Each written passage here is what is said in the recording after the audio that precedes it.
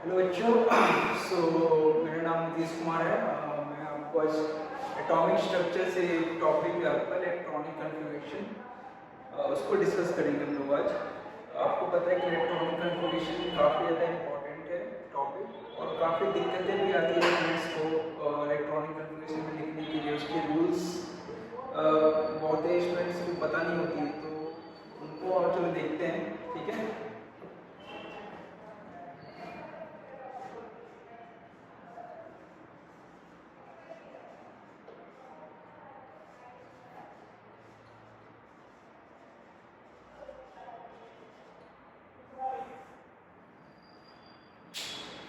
तो अगर हमें किसी भी इलेक्ट्रॉन को अगर हमें रिप्रेजेंट करना है तो कैसे रिप्रेजेंट करेंगे। सपोज करो कि मैंने लिखा आपको 3d(x, y) ये स्क्वायर बेसिकली क्या है, ये पावर है ना। तो यहाँ इस रिप्रेजेंटेशन से आप क्या समझ रहे हो, ये जो मैंने लिखा 3d(x, y)² मान लो कि मैंने ऐसा लिखा, इसका मतलब क्या है, इसका मतलब है कि ये जो आपका जो 3 है ये क्या बताता है, प्रिंसिपल क्वांटम नंबर यानी n की वैल्यू 3 बताता है। और यहां से ये dxy क्या बताता है कि ये d का जो ऑर्बिटल है आपका dxy उसको बताता है। और ये जो पावर में जो है ये क्या आपका इलेक्ट्रॉन है, ये क्या आपका इलेक्ट्रॉन है। ओके, ये क्या आपका इलेक्ट्रॉन है।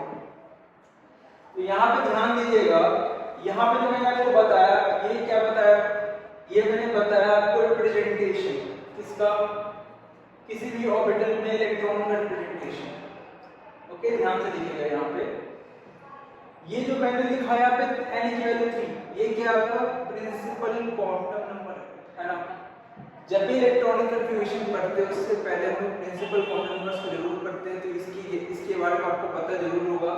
तो n=3 जो है आपका प्रिंसिपल क्वांटम नंबर है, और ये मैंने dxy लिखा तो मतलब क्या है आपका ये dxy मैं ऑर्बिटल d की ऑर्बिटल की बात कर रहा हूँ है ना। और यहाँ पे अगर चाहो तो आप कुछ भी लिख सकते हो, dxy dyz dzx। मैंने ऐसा कुछ स्पेसिफिक दिया नहीं, अगर मैंने लिखा है स्पेसिफिकली ये तो मैं उसकी बात कर रहा हूँ। मैं स्पेसिफिकली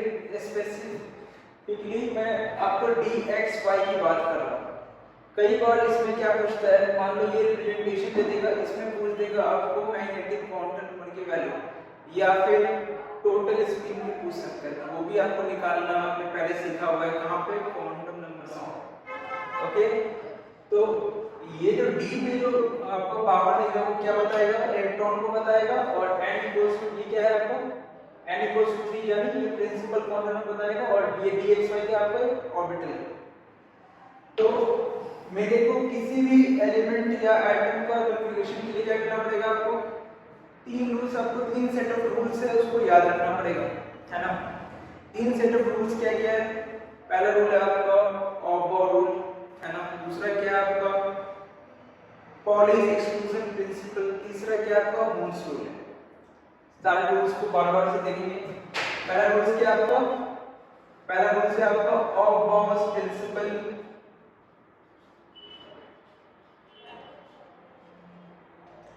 दूसरा आपका है पॉलीज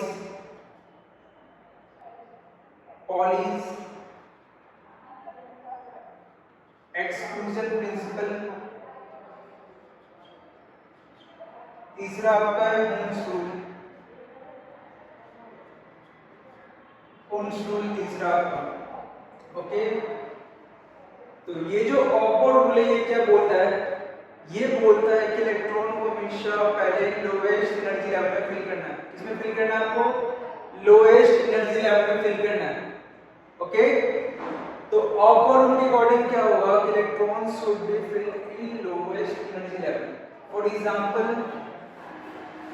अगर मैंने लिखा 1s 2s 2p 3s 3d 4d ऐसे कुछ मैंने सेट ये ऑर्बिटल दे दिए।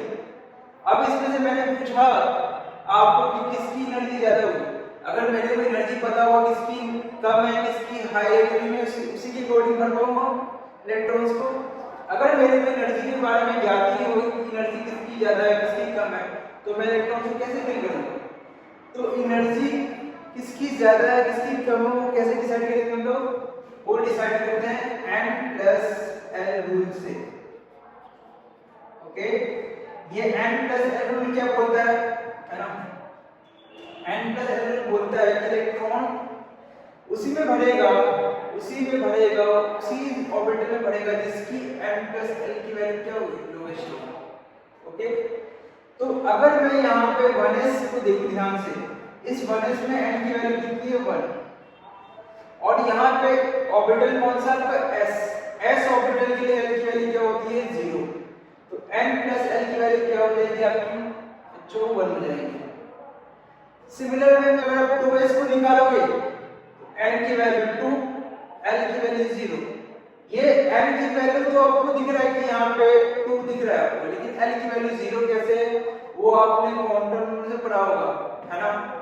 आपने एलिमेंटल क्वांटम नंबर पढ़ा होगा। l क्या होता है? Elemental quantum number. तो क्या पढ़ा है एलिमेंटल क्वांटम नंबर के बारे में? कि एलिमेंटल क्वांटम नंबर किसको रिप्रेजेंट करता है? आपको सबसेल को रिप्रेजेंट करता है। किसको रिप्रेजेंट करता है? सबसेल को। ओके, तो s सबसेल के लिए l की वैल्यू कितनी होती है? 0 होती है। सिमिलर वे में हम लोग 2p के लिए निकाल लेंगे। 2p में कितनी होगी? n की वैल्यू 2, l की वैल्यू 1। तो n प्लस l की वैल्यू कितनी होगी? यहाँ पे 3 हो जाएगी, है ना? n प्लस l 3, यहाँ पे 2। यहाँ पे 3s में क्या होगी? यहाँ पे तो n की वैल्यू 3 है और l की वैल्यू क्या है? 0 है। यहाँ पे भी n प्लस l की वैल्यू 3 है। अब बात आ जाएगी सर ये दोनों तो सेम है, n प्लस l की वैल्यू सेम है यहाँ पे। अब कैसे डिसाइड करेंगे इसकी एनर्जी ज्यादा है? तो अगर n प्लस l की वैल्यू सेम हो, क्या हो? If n plus l value is same. Okay, अगर n प्लस l की वैल्यू सेम रहेगी फिर क्या होगा आपका? n प्लस l की वैल्यू सेम है तो फिर क्या होगा आपका? उस केस में हम लोग डिसाइड करेंगे energy by the principal quantum number, है ना? Energy is decided bye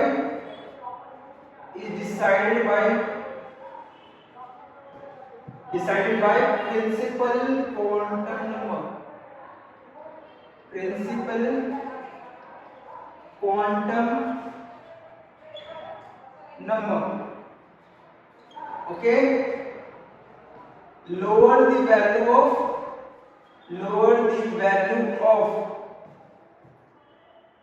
principal quantum number, lower will be the energy, energy क्या होगा आपका? कम होगा। अगर n plus l value same है, क्वांटम नंबर जिसकी वैल्यू अगर n प्लस l, देखो यहाँ पे क्या है? 2p में n प्लस l 3 है और 3s में भी क्या है? n प्लस l 3 है। तो यहाँ पे देखो n की वैल्यू यहाँ पे 3 है और यहाँ पे n की वैल्यू 2 है। तो जिसकी भी n की वैल्यू लोअर होगी इसकी क्या होगी? एनर्जी कम होगी। तो इलेक्ट्रॉन पहले 2p में बढ़ेगा फिर कहाँ पे बढ़ेगा? 3s में बढ़ेगा। किसके according? n plus l rule के अकॉर्डिंग, ठीक है? नहीं तो n प्लस l रूल आपको पता ही है, जिसकी n प्लस l वैल्यू ज्यादा, मतलब higher the value of n plus l, higher will be its energy। मतलब अगर n plus l की वैल्यू ज्यादा है तो एनर्जी भी क्या होगी? ज्यादा होगी। यहाँ पे ध्यान दो, 1s में n plus l कितना है? 1। 2s में क्या है? n plus l 2। 2p में क्या है? n plus l 3 है। तो एनर्जी का ऑर्डर क्या होगा आपका? ये ऑर्डर हो जाएगा। समझे बात को? एनर्जी का ऑर्डर हो जाएगा। अगर एनर्जी का ऑर्डर डिसाइड करते वक्त दोनों n प्लस l की वैल्यू सेम हो जाए तो हमें ये कंडीशन लगा देना है, जिसकी भी n की वैल्यू कम होगी उसकी एनर्जी क्या होगी? कम। यानी जिसकी भी n की वैल्यू ज्यादा उसकी एनर्जी ज्यादा है। यहाँ पे n की वैल्यू किसकी ज्यादा है? 3s की, और 2p में 2n की वैल्यू और 3s में क्या 3 एनर्जी किसकी ज्यादा होगी? 3s और 2p में। तो 3s की एनर्जी ज्यादा होगी, 2p की कम होगी। समझे बात को? इस बात को ध्यान रखना है, इस बात को आपको ध्यान रखना है। ये N+L रूल था आपका। सेकंड रूल जो आपको आता है Pauli's exclusion principle. Okay, Aufbau principle से क्या बोलता है? ऑब्बो प्रिंसिपल समझे बात को? ऑब्बो प्रिंसिपल बोलता है कि electron must be filled in lowest energy level। समझे बात को? लोएस्ट एनर्जी लेवल में फिल होना चाहिए। ओके, एंड एनर्जी लेवल कैसे डिसाइड करते हैं हम लोग? N+L रूल से। ठीक है, मैंने समझा दिया N+L रूल क्या होता है। ओके, समझ गए ना? यहाँ पे ध्यान दो, अगर मान लो कि मेरे को एनर्जी लेवल को याद करना है, कैसे याद करूंगा? है ना, काफी सिंपल है। एनर्जी के लेवल को याद करना बहुत ही सिंपल सा सरल सा आपको मैं ट्रिक समझा रहा हूं। ठीक है, ट्रिक क्या है आपको याद करने के लिए? देखो यहां से, ठीक है, अब हम लोग जितने भी कॉन्फ़िगरेशन की बात कर रहे हैं सारे इसके लिए बात कर रहे हैं। तो मल्टी इलेक्ट्रॉन सिस्टम के लिए, मल्टी इलेक्ट्रॉन सिस्टम क्या होता है? जिसमें एक से ज्यादा इलेक्ट्रॉन हो। तो उसके लिए क्या होगा? सपोज करो कि मैं फर्स्ट, है ना, मैं सेल लिखता हूं 1 2 3 4 5। ओके, तो फर्स्ट सेल में कौन सा सब चला था? सिर्फ S आता है, यानी 1s। सेकंड वाले में 2s भी आता और 2p भी आता। थर्ड वाले में 3s आता, 3p आता, 3d भी आता। फोर्थ वाले में 4s 4p 4d और 4f चारों आता।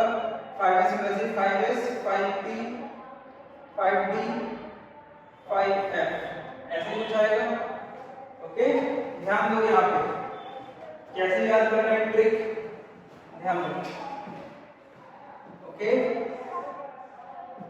है ना, ये क्या मैंने बनाया? एरो बनाया। ये एरो क्या होता है? ये टेल बोलते हैं इसको, एरो को इसको हेड बोलते हैं।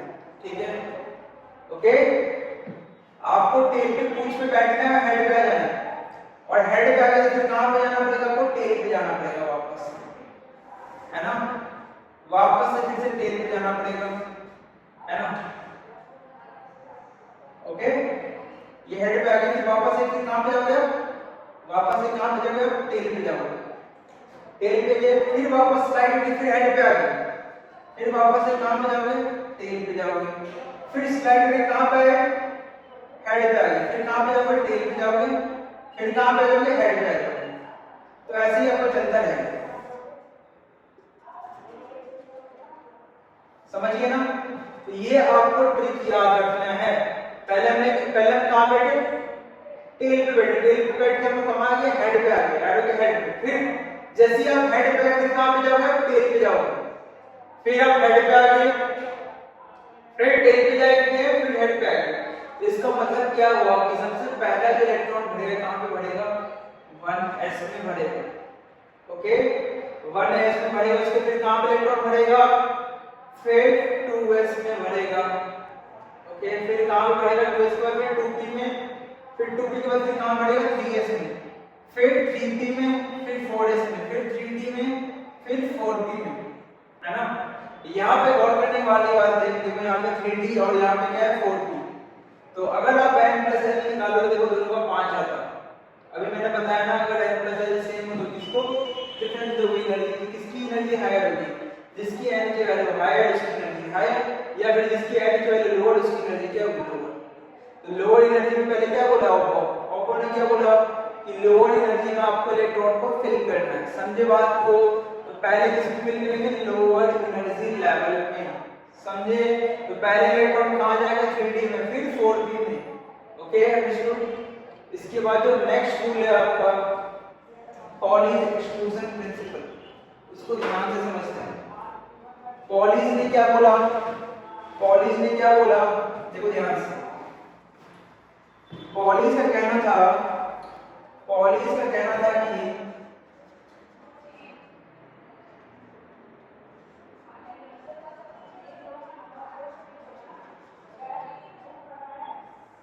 पॉलीज का कहना था कि no two electron can have same set of quantum numbers, है ना। जैसे मान लो कि मैंने लिया, मैंने रिप्रेजेंट कर रहा हूं कि आपको पता है ना कि हर एक ऑर्बिटल में मैक्सिमम कितने इलेक्ट्रॉन होंगे, है ना।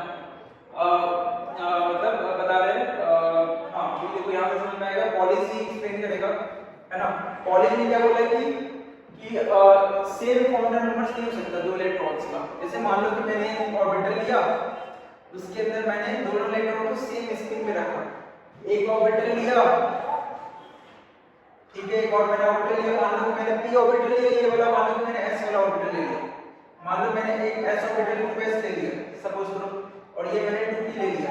अब इस 2p में मैंने क्या किया, इस 2p में मैंने क्या किया, तीन इलेक्ट्रॉन को एक ऑर्बिटल में रख दिया। ओके, समझे बात को? ओके, तो यहाँ पे और एक मैंने ऑर्बिटल और ले लिया 3s, इसमें मैंने दोनों इलेक्ट्रॉन को अपोजिट ही रखा है, ठीक है, दो इलेक्ट्रॉन को रखा है और दोनों को अपोजिट स्पिन का रखा है। तो यहाँ पे देखो सेम स्पिन का होने के कारण क्या होगा, अगर मैं इस इलेक्ट्रॉन को, इन दोनों इलेक्ट्रॉन को मैं अगर क्वांटम नंबर को, सेट ऑफ क्वांटम नंबर्स को लिखूं, सेट ऑफ क्वांटम नंबर्स में क्या लिखूंगा, तो इसके लिए n की वैल्यू क्या होगी, एक इलेक्ट्रॉन के लिए n की वैल्यू 2 होगी, l की वैल्यू क्या होगी 0 होगी, m की वैल्यू क्या होगी 0 होगी, और स्पिन क्या होगी प्लस हाफ होगी, क्योंकि क्लॉकवाइज है का रोटेशन तो प्लस हाफ।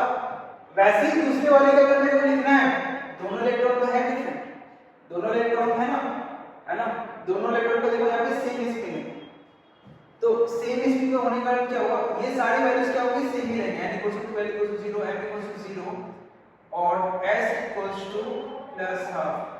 तो पॉलिश का कहना क्या था, पॉलिश का कहना था कि जैसे यहाँ पे दोनों इलेक्ट्रॉन के सारे क्वांटम नंबर्स क्या है सेम, तो ये पॉसिबल नहीं हो सकता, है ना, no two electrons can have same set of quantum numbers, okay, है ना, तो same set of quantum numbers होंगे तो मतलब क्या होगा, ये पॉलिश एक्सक्लूजन रूल को क्या करेगा, वायलेट कर रहा है।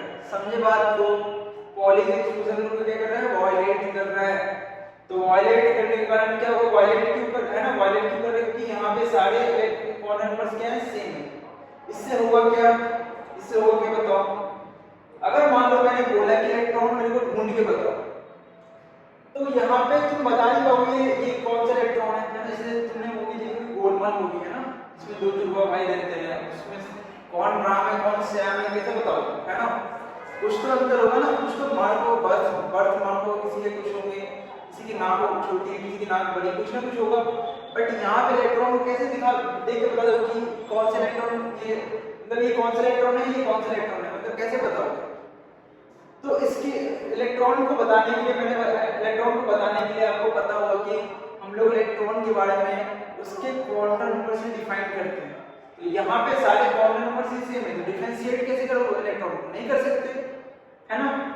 तो सिमिलर वे में अगर आप 3s का लिखो, यहाँ पे देखो यहाँ पे 3s का लिखो, तो n इक्वल्स टू 3 आएगा, s के लिए n की वैल्यू 0, m की वैल्यू भी 0, और एक देखो आपको क्लॉकवाइज में तो प्लस हाफ, सिमिलर वे में दूसरे इलेक्ट्रॉन के लिए n equals to 3, n equals to 0, m equals to 0, s equals to minus half. Minus half क्यों हुआ, क्योंकि एक आपका एंटी क्लॉकवाइज और ये वाला क्या क्लॉकवाइज। अब दोनों राम समपुर्ध है ना, अब डिफरेंशिएट कर सकते हो, है ना, अब दोनों में अंतर है ना। ये जो स्पिन क्वांटम नंबर है ये डिफरेंशिएट कर देगा कि एक जो इलेक्ट्रॉन है आपका क्लॉकवाइज स्पिन में और एक क्या एंटी क्लॉकवाइज में, इस तरीके से डिफरेंशिएट कर सकते हो। तो ये जो आपका है ये पॉलिश रूल को वायलेट नहीं करेगा। पॉलिश एक्सक्लूजन रूल क्या बोलता है कि no two electrons have same set of quantum numbers, है ना, दोनों किसी भी कोई भी दो इलेक्ट्रॉन की क्या हो सकते हैं, same set of quantum numbers possible नहीं है। ये वाला केस क्या आपका पॉसिबल नहीं है, ये केस क्या आपका पॉसिबल है। ओके, यहाँ पे मैंने तीन इलेक्ट्रॉन दिए हैं, क्या ये तीन इलेक्ट्रॉन एक साथ रह सकते हैं? आपको पता है कि इलेक्ट्रॉन क्या है, सेम काइंड ऑफ स्पीशीज है, तो दो को रखना ही इतना मुश्किल है, तीन कैसे रहेगा, है कि नहीं। तो अब देखो तीन क्यों नहीं रहेगा, अगर मैं पहले वाले का लिखूं तो n equals to 2, l equals to 1, m equals to कुछ भी ले लो अपने मन से, है ना, क्योंकि l की वैल्यू वाले कुछ भी ले सकते हैं, -1 मान लो कोई दिक्कत नहीं है, और s equals to plus half, सारी चीजें सेम रहेंगी, बस यहाँ पे स्पिन अलग अलग हो जाएगा। दूसरी वाली की स्पिन क्या होगा माइनस हाफ, और तीसरी वाली की स्पिन क्या होगा प्लस हाफ, है ना। फिर से ये देखो यहाँ पे जो इस केस में क्या हो रहा है आपका, फिर से क्या हो रहा है आपका, इस केस में क्या हो रहा है आपका प्लस हाफ आ जा रहा है।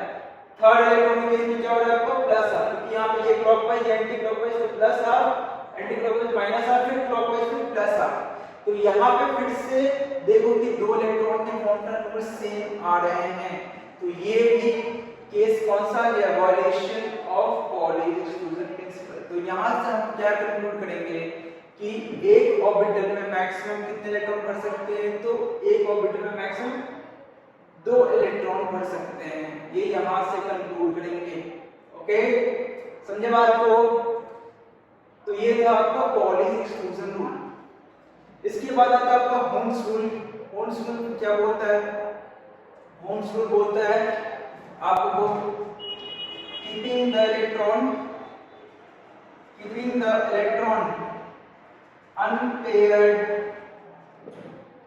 as much as possible। इसका मतलब क्या है कि पेयरिंग तब तक नहीं करवानी जब तक हम लोग एक इलेक्ट्रॉन को फिल ना कर दें। समझे बात को। ओके, समझे कि नहीं, समझाता हूं मैं आपको एक एग्जांपल लेके। सपोज करो कि मेरे को फिल करना है 2p4 को फिल करना है। मैंने थोड़ी देर पहले बताया ये क्या है, रिप्रेजेंटेशन है ना, इलेक्ट्रॉन का रिप्रेजेंटेशन है। इलेक्ट्रॉनिक कॉन्फ़िगरेशन में आपको ऐसे दिखेंगे 1s2 2s2 2p3 2p4 2p6 ऐसे दिखेंगे आपको। तो इसका मतलब क्या है, वो मैंने शुरुआत में बताया कि ये आगे 2 दिख रहा है, ये क्या बताएगा, प्रिंसिपल क्वांटम नंबर। p क्या है आपका सबसेट है, और इसकी पावर में जो है आपका क्या है वो इलेक्ट्रॉन है। तो p के सबसेट पता है आपको, p सबसेट के 3 ऑर्बिटल होते हैं, है ना, 3 सेट ऑफ ऑर्बिटल्स होते हैं। अब मेरे को 4 इलेक्ट्रॉन को भरना है, मेरे को क्या करना है, 4 इलेक्ट्रॉन को भरना है। तो मैं कैसे भर सकता हूँ, देखो ध्यान से, मैं चाहूँ तो ऐसे भर दूं, चाहे एक एक करके भरूं, फिर पेयरिंग करवाऊं, ठीक है, समझे बात को। चाहे मैं ऐसे भर दूं, ओके, ये सारे भरने के तरीके हो गए। अभी मेरे को बताओ इन सब में से कौन सा वाला गलत है या कौन सा वाला सही है, तो ध्यान दो यहाँ पे। तो अभी देखो यहाँ पे मैं आपको बता रहा हूँ कि यहाँ पे मेनली आपका जो वायलेट हो रहा है, यहाँ पे होम्सफुली वायलेट हो रहा है, क्योंकि मैंने बाकी की एनर्जी लेवल के बारे में पता नहीं, तो वहाँ पे ऑबो है ना, ऑबो के बारे में पता नहीं, तो पॉलीज और होम्स के बारे में देखना यहाँ पे। पॉलीज ठीक है, पॉलीज को भी सेम स्पिन का इलेक्ट्रॉन नहीं है और मैक्सिमम 2 इलेक्ट्रॉन रहेगा ऑर्बिटल में, तो पॉलीज ठीक है आपका। होम्स वायलेट हो रहा है यहाँ पे, देखो होम्स ने क्या बोला कि आपको इलेक्ट्रॉन को अनपेयर्ड रखना है एज मच एज पॉसिबल। तो देखो ध्यान से, तो यहाँ पे क्या हुआ, यहाँ पे पहले ही पेयरिंग करवा दी गई। मतलब कैसे करवाया गया वो, इसको फिल कैसे किया गया वो देखो ध्यान से। यहाँ पे फर्स्ट एक को भरा, फिर पेयरिंग करवा दिया। मेरे पास क्या उपाय था, मेरे पास ये उपाय था कि मैं एक इलेक्ट्रॉन को 1 2 3 ऐसे भरूं, फिर मैं पेयरिंग करूं, है ना। तो होम्स क्या बोलते हैं कि आप तब तक पेयरिंग नहीं करवा सकते हैं जब तक आप सारे ऑर्बिटल्स में एक एक इलेक्ट्रॉन भरना दें, ठीक है। तो ये वाला आपका करेक्ट है और ये वाला भी करेक्ट है। मैंने एक एक इलेक्ट्रॉन से हमने भरा, फिर मैंने पेयरिंग करवा दी, है ना, फिर मैंने क्या करवा दी, पेयरिंग करवा दी। तो ये यहाँ पे रूल वायलेट नहीं हो रहा है, इन दोनों केसेस में वायलेट नहीं हो रहा है, इस केस में क्या हो रहा है, वायलेट हो रहा है। तो क्वेश्चंस आपसे पूछते हैं कि क्वेश्चंस आपको ऐसे क्वेश्चन पूछेंगे कि Hund's rule is violated in which of the following case. तो इस केस में आपका होम्स रूल वायलेट होगा, इस बात को याद रखना। और मैं ऐसे यहाँ पे क्यों करवा रहा हूँ कि ये तीनों ऑर्बिटल्स क्या है, डीजेनरेट। डीजेनरेट का मतलब जानते हो आप लोग, डीजेनरेसी का मतलब कितना क्या होता है आपको पता है। डीजेनरेसी का मतलब होता है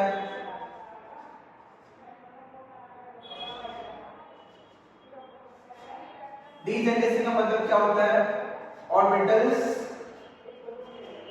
हैविंग सेम एनर्जी,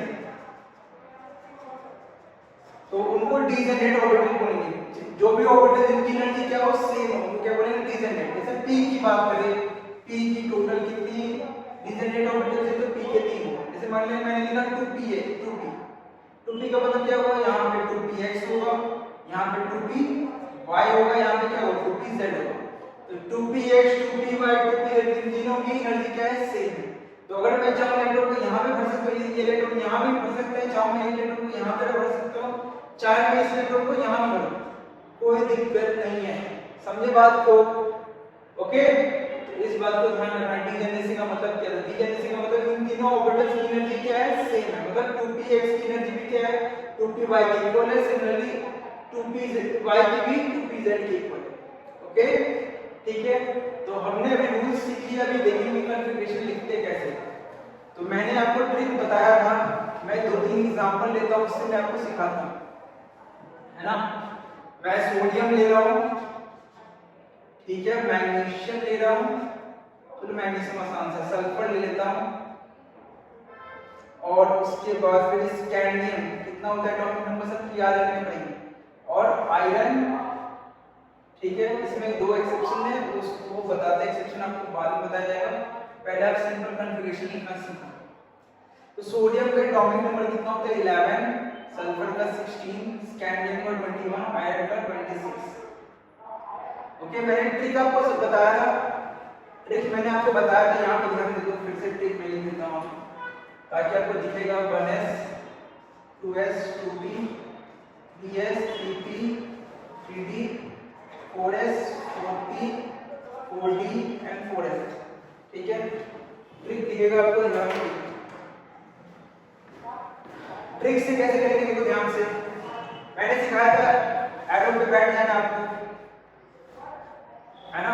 कहाँ पे बैठो, पूछ पे ना, ठीक है, पूछ पे बैठना है, फिर पूछ पे बैठ के कहाँ पहुंचना है, हेड पे पहुंचना है, फिर हेड पे फिर कहाँ पे जाना, फिर पूछ पे जाना, फिर हेड पे, फिर पूछ पे, फिर हेड पे, ये काम करना है।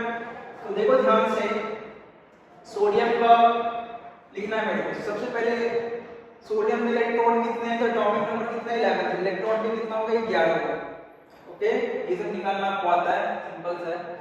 तो सबसे पहले इलेक्ट्रॉन कहाँ बढ़ेगा, सबसे पहले इलेक्ट्रॉन 1s में जाएगा, और s में पता है कि आपको मैक्सिमम कितने इलेक्ट्रॉन्स बढ़ सकते हैं, तो 2, क्योंकि s 1s का मतलब एक ही ऑर्बिटल है, ठीक है। p में आपके 3 ऑर्बिटल होते हैं, तो उसमें मैक्सिमम कितना होगा 6, है ना, ये भी याद रखो। s में 2 इलेक्ट्रॉन्स बढ़ेंगे, p में कितना 6, d में कितना 10, f में कितना 14, तो 4 का डिफरेंस है ना। ये मैं ऐसे कैसे बोल पा रहा हूँ कि s में एक ही ऑर्बिटल होता है, एक ही बक्सा होता है, p में कितने ऑर्बिटल होंगे 3, px py pz, और d में 5 आपको याद ही है ना, f में कितने होते हैं 7,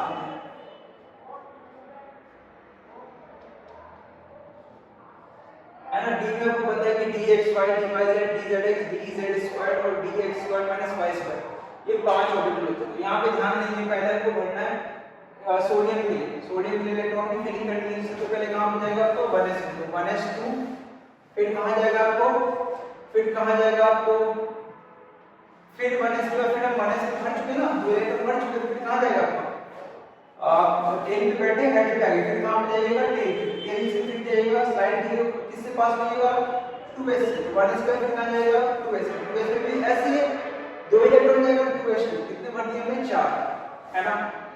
4 के बाद बचे कितने इलेक्ट्रॉन 7 और बचे, है ना, 11 है ना, 7 और बचे, तो 2s का फिर कहाँ पे जाएगा 2p में, और p में कितना भर सकते हैं 6, 2p 6, और एक इलेक्ट्रॉन बचा, वो कहाँ जाएगा आखिरी वाला आपका s1 में, समझे बात को।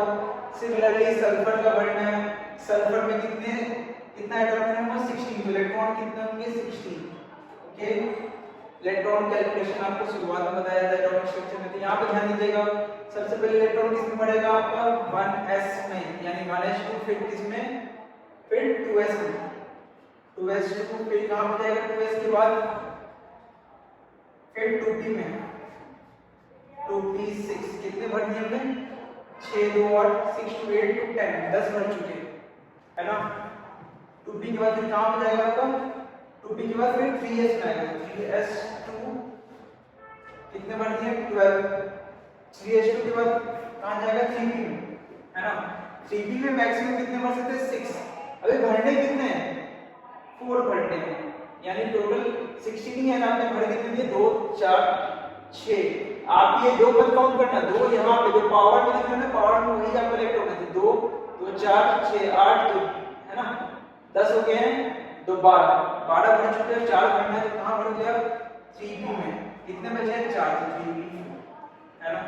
स्कैंडियम कितना आपका 21, सिमिलर वे में भर दो, तो क्या होगा 1s2 2s2 2p6, है ना, फिर 3s2, फिर क्या होगा आपका 3s2 के बाद, फिर 3s2 के बाद फिर कहाँ जाएगा 3s के बाद फिर 3p में जाएगा, 3p6 कितने बढ़ने में 2 2 4 6 10 दोबारा 6 18 भर चुके हैं, 2 2 4 6 8 10 12 6 18 भर चुके हैं भाई। इसके कितने इलेक्ट्रॉन होंगे 21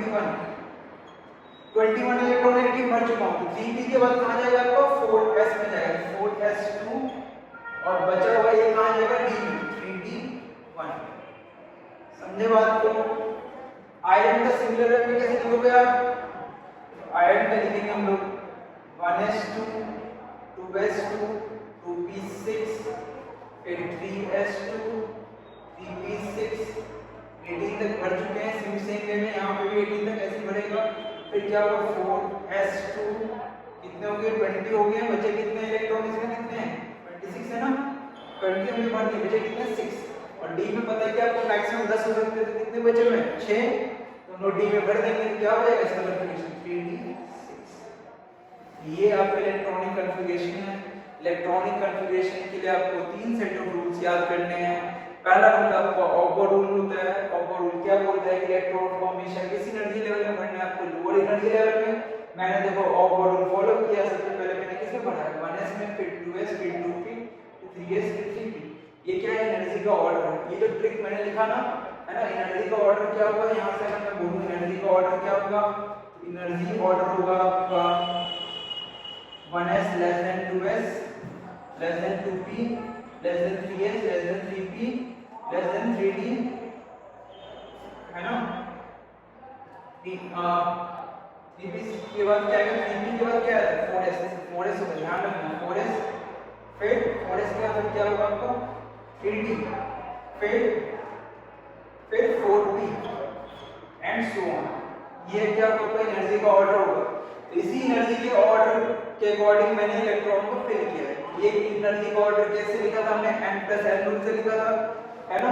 इसके बाद सेकंड रूल हमने बताया आपको पॉली डिस्ट्रीब्यूशन प्रिंसिपल, तो उससे मैंने क्या समझाया कि उसी भी 2 इलेक्ट्रॉन का same set of quantum numbers नहीं हो सकता।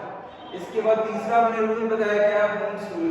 बोन्स रूल क्या बताता है कि आपको इलेक्ट्रॉन की पेयरिंग कैसे करवानी है ना। पहले आपको एक एक करके इलेक्ट्रॉन को भरना है ना। अगर इलेक्ट्रॉन बच गया तब पेयरिंग करवानी है। ओके, ऐसा नहीं कि मान लो कि मैंने आपको 3 इलेक्ट्रॉन दिया p में, मान लो मैंने 2p3 दिया, आप पहले पेयरिंग करवा दो, ऐसे नहीं कर सकते। आपको क्या करवाना पड़ेगा, पहले एक एक इलेक्ट्रॉन को भरना पड़ेगा। एक एक इलेक्ट्रॉन को भरा तो आपने क्या हुआ 2p में सारे हाफ फिल हो गए है ना, हाफ फिल हो गए, इलेक्ट्रॉन बचा ही नहीं पेयरिंग में। समझे कि नहीं बात को? तो तब तक पेयरिंग नहीं करवानी जब तक आप एक इलेक्ट्रॉन नहीं भरो इसमें। ओके, बाकी के आपको कुछ क्वेश्चंस मैं आपको करवाने वाला हूँ आयंस पे। आयंस का कन्फिगरेशन बताऊंगा और कुछ एक्सेप्शनल कन्फिगरेशन बताऊंगा, वो मैं आपको नेक्स्ट क्लास में बताऊंगा। Thank you.